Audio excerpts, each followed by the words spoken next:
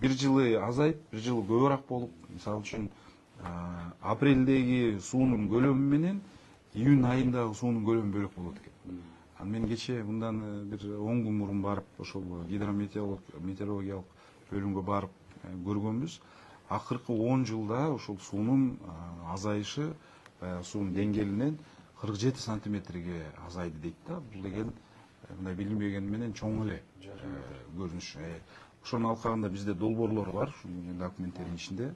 Ал долбоордун бир четин айтып кетишсү, Ысык көлүнүн тегерегиндеги тамчылатып сугаруу системасын киргизет.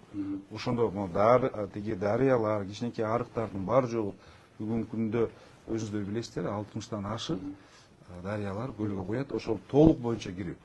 Ошол пансионаттардан чыккан сууларды же болбосо ошол автомойкадагы сууларды кайра иштетип, анан өзүн кайра ошол иштете турган. Ошол автомойкалардагы кайра сууну системадан албай тургандай кылып долбоор чыгарып атабыз.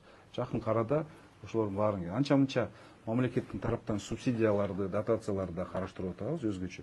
Дыйкандарга көлдүн тегереги керемет, ошого жараша ал жерде дагы багбанчылык боюнча дагы аябай чоң потенциалыбыз бар. Ошону дыйкандарга жеткирип берели. 2028 жылдан баштап Дайым буюрса ошол көлдүн тегерегинде көлгө түшүп аткан суу дарыялардан арык менен албай, тамчылатып сугаруу менен алып